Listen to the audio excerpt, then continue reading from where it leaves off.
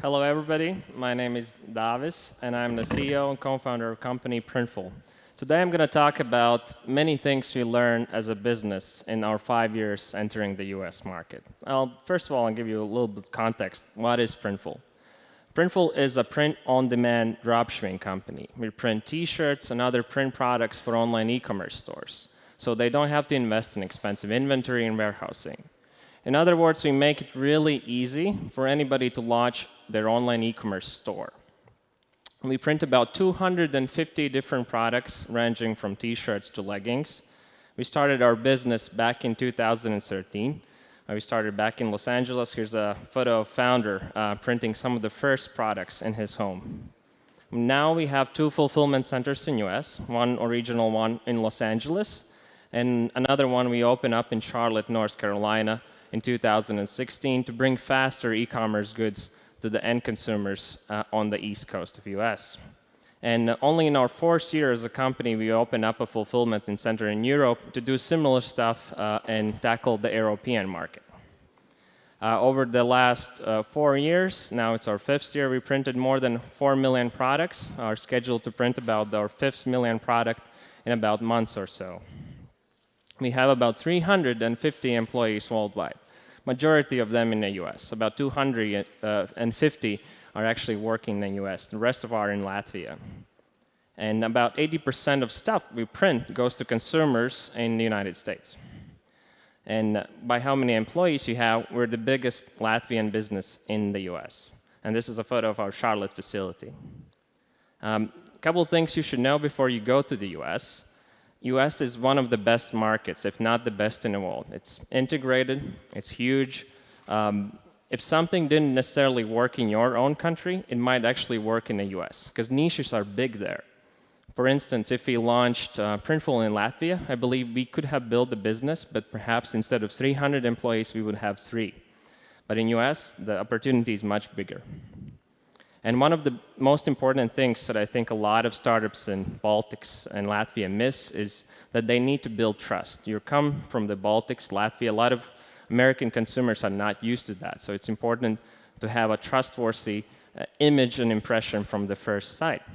So something we did early on is we hired native speakers. We looked for specifically American, Canadian, and Australian Latvians who can join our team in Riga and help us marketing. So we invested in native speakers and the language on the site, make sure we had American spelling. Little things like having a $sign on the correct part of the number is going to be assigned to American consumer. This is a company I can trust. This seems like even an American company. Choose a US-based payment processing company. Most Americans actually shop from businesses in the US. So I think it's important, if you could do it, to have a registered company in US, a US-based payment processing company. You will have less credit card decline ratios. A good street address will show up in their bank statements, thus more trust. And also US phone number and address. We had that from the day one. It really helped us to establish trust. So there's multiple trust factors you can put on our website. US address and phone number is one of it, but there's 39 factors, and I highly suggest you to read this blog post by Estonian blog Conversion Excel. They write about conversion rate optimization. Little things like having a jobs link in the footer section of your website. That's going to show to the consumer that you're hiring, you're a viable company, you're going to be around, in the future as well. Couple things about legal stuff we noticed over the years. I'm not a legal expert. Each case is individual. You should consult your own specialist, but here's the things we think you should know about. If you go to the US often, of course, there's a visa waiver program. You can go pretty much freely to US, but if you go very often, if you want to avoid any kind of surprises at the border, I highly recommend to get a B1 visa. It costs only a little more than 100 euros. They're going to be done in your local embassy in Riga or Helsinki or wherever, and you're going to pass through the border guards in the US much freely. And if you want to stay permanently in US and work there and build a business, you do something called investor visa, or E2. That is something we did about 5 years or so ago when we started the business. It requires about $100,000 investment in capital, The embassy is actually going to check the source of that money to make sure it's clean and appropriate. You have to have a business plan. And within 2 years, you have to have at least 5 employees. Because the goal for that visa program is that you build jobs and businesses in the US. And we did that, and we are able to renew our visa from initial 2 years to 5 years. And over the long term, we brought in several essential employees, which you can bring under E2 as in managerial positions as well. And pick a state to incorporate in. We started in California. In retrospect, we should have started in Delaware. If you're expecting to raise money or any kind of capital from the US investor, they will likely going to ask you to incorporate in Delaware. That is a very shareholder, very investor-friendly state. And so I just suggest you to do that from the very first. We had to actually re-register in Delaware later. And we actually set up as LLC initially. And that is not the most investor-friendly form of company formation. We had to register as a C Corp later on. And that is one of the very few forms that allows shareholders to be from abroad. So in our case, we had to have shareholders from Latvia. So register as a C Corp in Delaware. And register your trademark. It's easy. You can do it online across all the United States. You can register in each state individually, but register across all United States as well. $300, I think it costs. Culture-wise, when you're brought up and learn about American history, maybe a bit, watch some news, but do not talk about these things with Americans. You see Donald Trump on TV, but you don't know which spectrum of the aisle does your business partner sit on. We see it firsthand with having business in Los Angeles and Charlotte, completely different states. So we just generally avoid these topics and talk about stuff like pop culture. Movies, sports are really good. If you follow American football or baseball, those are the most popular sports in U.S. But something that helped us is our guy from Latvian NBA. Helped us start some conversations with investors and etc. They might not know where Latvia is, but they might know what Kristaps Porzingis is. And something I personally done over the last 10 years, I've listened to NPR Planet Money. It's a national public radio of US.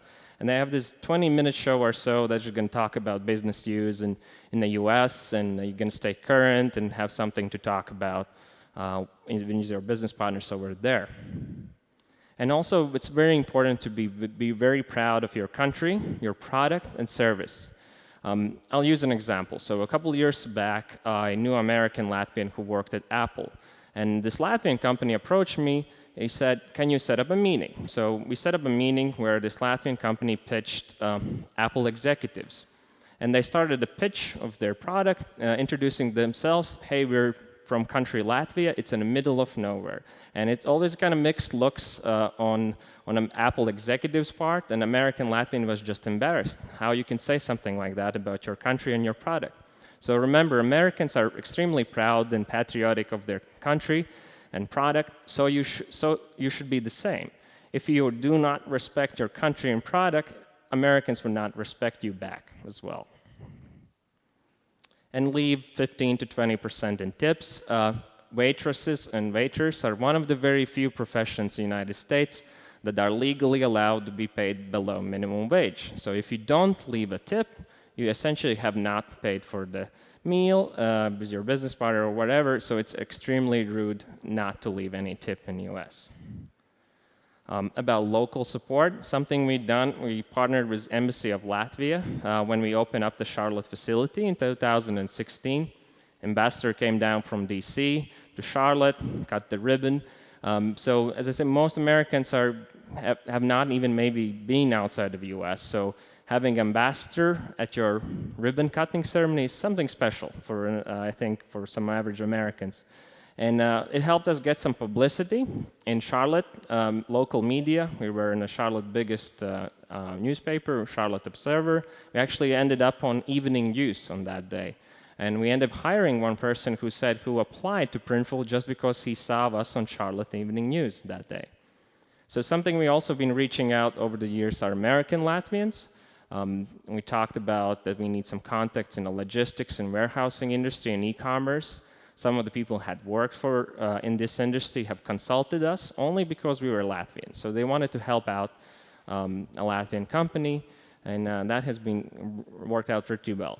And something you can use as well is LinkedIn. So if you search, let's say your market is Los Angeles. You go on LinkedIn, you search all the people in Los Angeles, put in the language field, you put in Latvian, Estonian, Finnish, Lithuanian, and you're going to find like-minded people who at least understand the region where you're from. It could be that there's an American or Lithuanian, Latvian working at some of the companies you want to reach out for. So that is something we've done as well to leverage the community in the US. And get in touch with your local Chamber of Commerce. Each city usually has one. We partnered with Charlotte Chamber of Commerce. They distributed our press release that got us media publications. They helped us around the regulations in Charlotte City. They also kind of helped us where to look for the first initial employees. We were completely new to Charlotte. We only had been to the city once before we opened up the facility. Regarding taxes. Again, I'm not a specialist, but something you should be aware if you're in a similar business like us, especially physical products in US. You have to pay sales tax in the states you have employees in the states you have products in the states where you sell something physically. So, and the sales tax is different from our value-added tax in Europe. Each state has a different level, each county has a different state rate, and each city has a different sales tax rate. There could be one street in US where there's different tax rates. So just be aware of that to pay appropriate taxes at all times. Selling via Printful, for instance, if you send products to our warehouse, or selling via Amazon fulfillment could create the nexus for you. So don't just blindly send products to Amazon and they're going to distribute that product across all warehouses in the US. And you might end up with a lot of states where you have to pay taxes in. In some states, also, when you sell physically in a trade show, it could create a nexus for you. Two of those states are Washington, where Seattle is, and Nevada, where Las Vegas is. So just if you go to the trade shows in those states, generally avoid selling unless you want to register there as a company. Regarding HR, regarding hiring employees, etc., I think one of the most important things not important things, but one of the biggest mistakes we made that we didn't hire an HR director fast enough for our company. You know, the HR and legal climate for employees are different than Latvia. For instance, in Latvia, we paid our employees directly. We had our in-house payroll and accounting. In US, most companies don't do it. We use TriNet. We used to use ADP. That's something what Amazon uses. You actually transfer money twice a month to this third-party company, and they handle all the benefits and payrolls of all of your employees. It would be just too complex to handle on your own. They also help you with liability. It's common for people to sue you in US. Disgruntled employees of any kind of, they will launch claims against you as a company. They would go to a lawyer and they will try to get money out of you. Luckily, by having TriNet or ADP, they would actually represent you in court in these legal proceedings, so you can focus on your business. That's the last thing you want to do. Spend time on legal issues that doesn't generate future growth for your company. So it's important to use the third party and hire an HR director because laws are different. California laws are different than Charlotte, North Carolina laws. So it would be maybe too much to get to know them to yourself. So just hire a professional. And also check references when you hire Americans. I think a little more than in Latvia. I noticed people putting in their resumes jobs they never worked at, things they never done at that job. They would lie on their resumes. So just make sure you check that. Americans tend to sell them very well in interviews. They are excellent presenters, and you just have to do your due diligence on your candidates. And sometimes you don't have to always hire a full-time employee. Full-time employees, it's a liability a little bit. You have to do a health care, you have to do some benefits, etc. And if you don't need the person full-time, you can hire them as an independent contractor. Then they're responsible for their own health care, then they're responsible for paying their own taxes. And that is sort of a stepping stone to a full-time employee. That's a little easier than hiring your first full-time employee if you've never done it in US.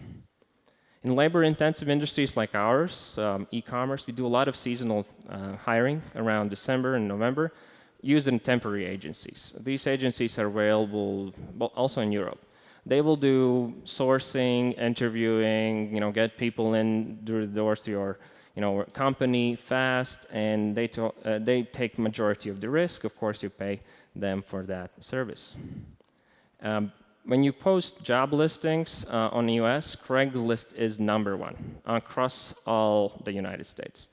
Of course, there's Monster, Glassdoor, and other sites, and ZipRecruiter you can post your job listings on, but Craigslist is #1. Make sure you repost regularly so your vacancy is visible. And when you have, and US is a lot bigger market than Latvia, so you will have a lot more applicants. Not necessarily all of them going to be quality, but you will have a lot more than in Latvia for any position. And I suggest you to have a software to manage all that process. We use Breezy HR that integrates with some of the job listing sites like Monster and Glassdoor, etc. So you can directly post in there and have an efficient sourcing process. And also, US virtually have no unemployment, no real unemployment, only a natural unemployment. In Los Angeles, it's a little bit below, no, not a little above 5%. In Charlotte, North Carolina, it's below 5%. So everybody who can work in US pretty much works. It's one of the lowest unemployments ever since the crisis. So you really have to make sure you stand out as a company. And you offer something that the local companies might not. You can sell them, you're an international company. Maybe there could be some business trips to your European office. You can sell them that you're a startup, so there's a faster career growth path. Something we say on our site, in our job listings, is that our chief operations officer started at Printful a couple of years back as an intern. So that was a fast career growth path. People might be interested in that as well.